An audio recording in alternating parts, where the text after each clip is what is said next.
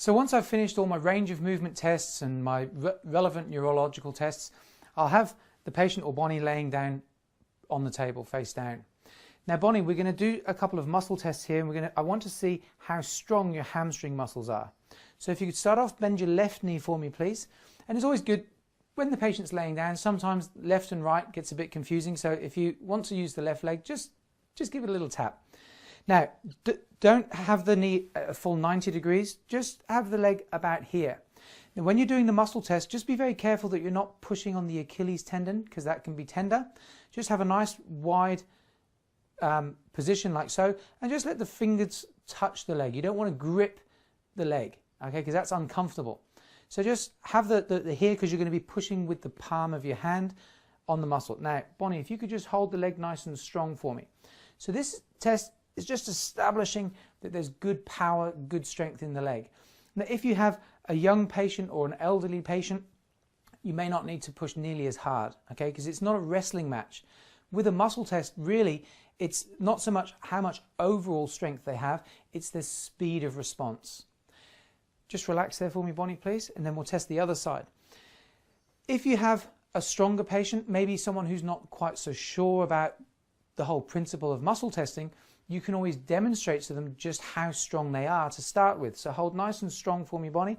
Hold and just see. So the hamstring muscle is not a muscle that you can easily, just relax, cheat with, because the hamstring muscle is typically 4 to 5 times stronger than the upper body. So a perfectly good hamstring, I shouldn't be able to overpower with my arm strength. So I like to start with the hamstrings. I like to use the hamstrings to test the nerves all the way up through the whole spinal cord. So Bonnie, what we're going to do now is we're going to try and locate where the stress is coming from that may be affecting your health. So what we're going to do, just with very light fingertip pressure, I'm going to isolate each nerve as it comes off the spinal cord and goes into your body. Now, if we come across a problem, you may find that the muscle goes weaker. So if you could bend the knee for me there, please. Hold nice and strong. So what I try to do is then find an area where there's maybe nerve stress on the body, so I can demonstrate the difference in how the strength actually feels. So hold nice and strong for me, Bonnie, please. Good. So then we'll start off with the coccyx nerve on the left, the coccyx nerve on the right, the sacral nerve on the left, the sacral nerve on the right. Okay, so here we can demonstrate a weakness. Okay, now how does that feel, Bonnie?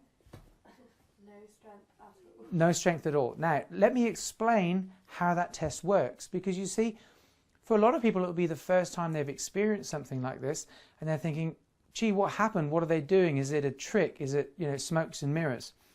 Now, Bonnie, imagine you're having a conversation with somebody and someone else comes and puts their hand on your shoulder. Now, typically, you can continue that conversation and be aware there's somebody there, yes? Mm-hmm. So always ask the patient if they understand. Yeah, of course, that makes sense. Now, Bonnie, imagine you've got a nice fresh bruise on the shoulder here. You're having a conversation, someone comes and puts their hand on the shoulder. Automatically, you're going to turn, kick, punch, scream. You're going to do whatever you can to protect yourself. Sometimes even just before they touch it. Have you ever had that happen before? No, but I know what you mean. You know what I mean? Okay.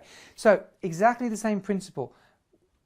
If I were to put pressure here and there was a bruise, you would stop what you're doing and you'd focus on trying to protect yourself.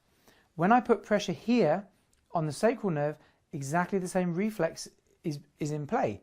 And your reflexes overpower what you're consciously trying to do here, because it's more important for your body to protect you than it is to show off how strong your leg is.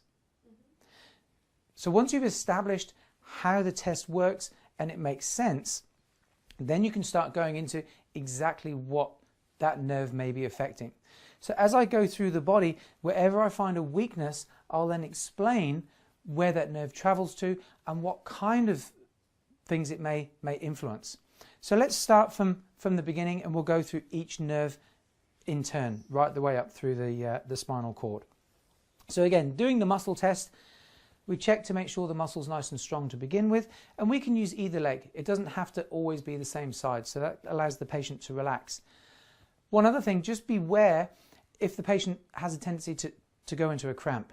Okay, because if they start to cramp, obviously it's going to be uncomfortable, and if the muscle does cramp, maybe just do some reflex, just do some rubbing, increase the circulation to help release the cramping, and then use the other side.